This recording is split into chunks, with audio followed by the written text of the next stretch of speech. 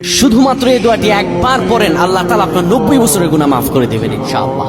আপনার 90 বছরের গুনাহ মাফ হয়ে যাবে শুধুমাত্র এই দোয়াটি যদি একবার পড়তে পারেন। আপনার ভাগ্য খুলে যাবে, রিজিকে বরকত আসবে, মনের নেক আশা পূরণ হবে, আল্লাহ আপনার সব দোয়া কবুল করে দিবেন। সুবহানাল্লাহি ওয়া বিহামদিহি। এত ফজিলত এই দোয়াটা আপনারা শেয়ার করে দিবেন। এই যুবকেরা, আমল না করেও সওয়াব পাবা। তোমার একটি শেয়ারে, একটা বাটনে প্রেস করে তুমি সওয়াব পেয়ে যাবা। কারণ তুমি আমল না করো, অন্য কেউ যদি তোমার শেয়ারের বদৌলতে আমল করে সওয়াব তুমি পেয়ে যাবা। নবীজির হাদিস।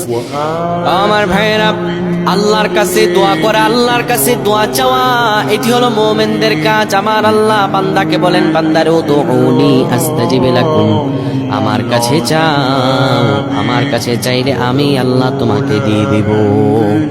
কেউ যদি একবারে দোয়াটি করতে পারে, দোয়াটি হলো রব্বি ইন্নী যালামতু নাফসি ফাগফিরলি। কেউ যদি এই দোয়াটা একবার পড়তে পারে, আমার আল্লাহ তাআলা তার 90 বছরের গুনাহগুলো মাফ করবেন। কবিরা গুনাহ নয়, সেটি হলো সগীরা গুনাহ। সগীরা গুনাহ মাফ হবে বলবেন, হুজুর 90 বছর তো হয়নি, তাহলে গুনাহ মাফ হবে কি করে?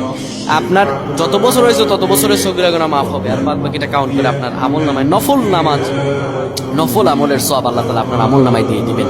কিন্তু এটির ব্যাপারেও সহিহ সনদে তেমন কোনো গুরুত্ব আরোপ হয়নি, এটির ব্যাপারে তেমন কোনো উল্লেখিত সহিহ সনদ নেই। কিন্তু আমল করতে পারেন, যেটার অর্থ সুন্দর। আল্লাহ আমাদের কবুল করেন, আমিন।